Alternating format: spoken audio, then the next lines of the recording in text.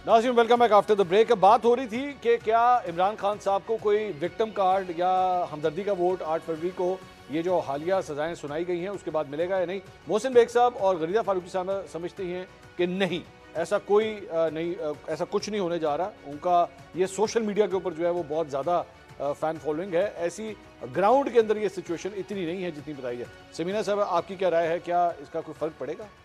मंसूर, पहले मैं एक दो चीज़ें सिर्फ डिस्कस करना चाह रही हूँ, फिर मैं इस सवाल पे आती हूँ। जो भी बात कर रहे थे मोहसिन बेग साहब भी कि बुशरा बीबी साहिबा को लाजमन सज़ा सुनवाई जानी थी, वो ताउन करेंगी या नहीं करेंगी, वो कोई प्रेस कॉन्फ्रेंस करके कोई सुल्तानी गवाह बनेंगी, ये बातें हम बहुत देर से सुन रहे हैं। अभी तक तो ऐसा नहीं हुआ सामने बज़ाहिर, आगे हो जाए तो हम कुछ कह नहीं सकते। लेकिन ये बात कहना कि जी वो मुलविस हैं, मुझे ये समझ नहीं आई कि अगर इमरान खान साहब वज़ीर आज़म थे और वो अगर अपनी पावर्स का मिस यूज़ कर रहे थे, अगर उन्होंने अपने गिफ्ट्स का वैल्यू जो है वो कम लगवाया अपनी मर्जी से किसी भी वजह से, तो उसमें बुशरा बीबी साहिबा अक्यूज़ कैसे थी, ये बात कहीं पे डिस्कस नहीं हुई। जो कम अज़ कम सारी रिपोर्टिंग होती रही है उसमें मैंने कहीं नहीं देखा कि कोई प्रोसिक्यूटर ये साबित कर सका हो कि जनाब बुशरा बीबी साहिबा ने इस तरह, उनके पास कौन सी पावर थी जिसको वो यूज़ करके ये करी थी। तो उनके ऊपर किस तरह ये इल्ज़ाम साबित होता है, मेरी समझ में नहीं आया। और जिस तरह हेस्ट में हुआ है, 41 दिनों के अंदर कोई नैब का रेफरेंस जो है वो कभी नहीं हुआ डिसाइड, जिस तरह से ये हुआ है। जो मियां साहब का ट्रायल था पूरा 1 साल चला, एक डिफरेंस।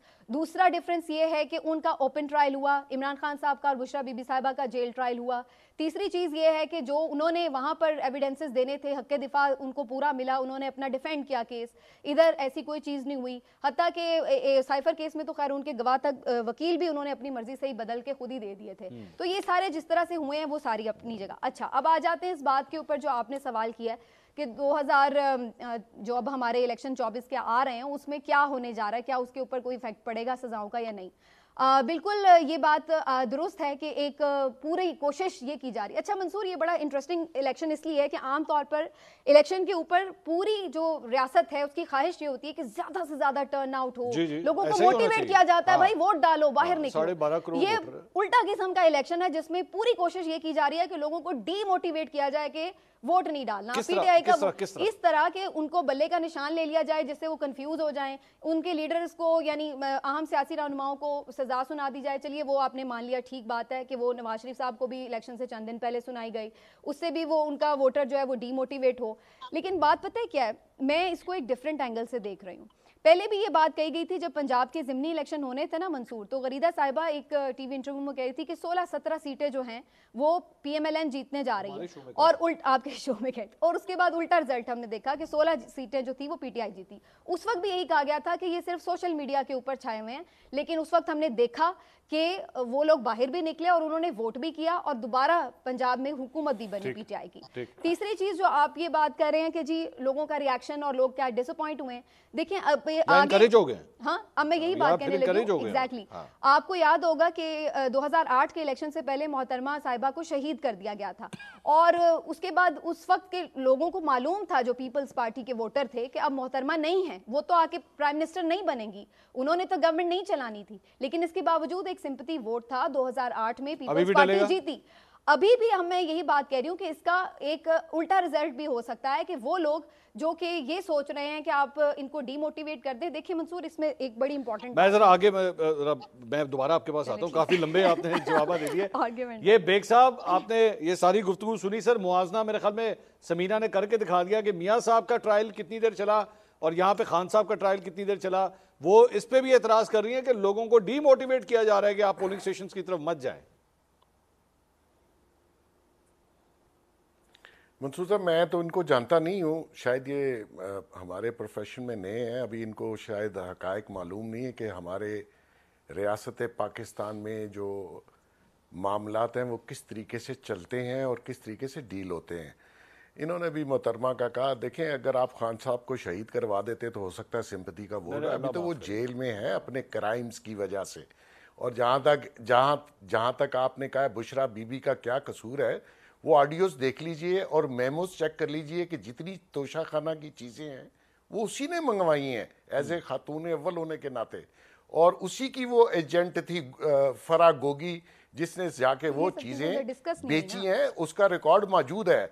और जो मेमोज में चीज़ें अभी तक बरामद नहीं हुई वो बुशरा बीबी के बनी गाला में रिसीव की गई हैं। आप जरा केस का पूरा स्टडी कर लीजिए। सेकंड, जहां तक होता है ना जी डीमोटिवेट करना, डीमोटिवेशन नहीं है, ये चोर साबित हुए, इन्होंने गलत बयानी की, आपके इनके साथ नाइंसाफी हुई है। नाइंसाफी इमरान खान ने अपने दौर में की, राना सनाउल्लाह के ऊपर 14 किलो हीरोइन डाली, हनीफ अब्बासी को 3 साल सजा होनी थी, उसको 14 साल सजा करवाई, रात को 12 बजे तक। तो मकसद ये है कि जो आपने इस रियासत में रह के किया और जिन लोगों को आपने, जिन लोगों से ये काम करवाए, आज वही लोग आपके खिलाफ काम कर रहे हैं, वही कूफते हैं, वही लोग हैं, वही एजेंसीज हैं। तो अगर आपने उनको मिसयूज किया, आज कोई और मिसयूज कर रहा है। अगर आप उस वक्त इंसाफ पे चलते, बेग साहब आप उस वक्त लोगों पे आपकी जो थ्योरी है ना बनवाते। बेग साहब आपकी जो थ्योरी है, आप दो चीजों के ऊपर, एक तो आपने पहले ये फरमाया कि he is history, he is finish now, खत्म हो गई। दूसरा, आप जब ये कह रहे हैं कि उन्हीं जराए के जरिए पॉलिटिक्स में हिस्ट्री है, ठीक है, आपने फरमाया कि उन्हीं जराए के जरिए आज इमरान खान साहब के साथ ये सब कुछ हो रहा है सर, लेकिन ये जब सब कुछ ये माजी में हो चुका है, इससे पहले नवाज शरीफ साहब के भी तैयारा साजिश केस के अंदर उनके ऊपर भी नाअहली हो गई थी, उनके बारे में भी कहा जाती है खत्म। 2017-18 में मुझे उस वक्त याद है शरीफ खानदान के बारे में कहा जाता था खत्म। आज के बाद आप शरीफ खानदान का कोई शख्स नहीं देखेंगे सर, फिर 4 साल के बाद दोबारा आ गए। तो आप किस तरह ये गारंटी करेंगे कि इमरान खान साहब के लिए वापसी का रास्ता, दरवाजा बंद है? अच्छा सर, ऐसा है कि उन्होंने एक पार्टी बनाई जिसका नाम नून लीग था, और वो इतने मुश्किल हालात में वो सरवाइव की पार्टी। खान साहब ने तहरीके इंसाफ को सरवाइव नहीं करने दिया, क्योंकि इसने उसको पॉलिटिकल पार्टी बनने नहीं दिया। आप देखिए, ये सिर्फ उसने जितने लोग पॉलिटिकली इस थे, उसने उसको पीछे हटाया उन लोगों को, और जब क्राइसिस आया होलसेल में लोग भागे, सवाब समझ के प्रेस कॉन्फ्रेंसें की। अब जो टिकट इन्होंने दिए वो पीटीआई का फेस नहीं है। वो जब पीटीआई जमात बनी तो वहां वो उस्मान बुज़दार को लेके आए, जो पीटीआई का फेस नहीं था। मैंने उससे भी कहा कि इसने पंजाब के लोगों की तौहीन की है बुज़दार को बना के। इसने सर पॉलिटिकल पार्टी तरीके इंसाफ को बनने नहीं दिया, और पार्लियामेंट में आप देख लीजिए जो लोग थे वो कहाँ हैं आज, वो लोग अच्छा वो कहाँ हैं, वो टक्कर के लोग, और वो जो कहते थे वो सारे भाग भूग गए। अब इन्होंने जिनको टिकटें दी हैं वो आया पीटीआई हैं वो लोग, ये मरवत और ये जो यहाँ पे वकला खड़े हैं, कोई लाहौर में खड़ा है, ये पीटीआई का हिस्सा थे। ये जिसको चेयरमैन बनाया है, ये कौन है, ये चेयरमैन गौहर, ये पीटीआई का हिस्सा था। जमात नहीं बनने दी मंसूर साहब, तब इसका ये हाल हुआ। वो अपने फैन फॉलोइंग और अपने साथ बोनों को रखता था, जो उसकी हामी हाम लाए।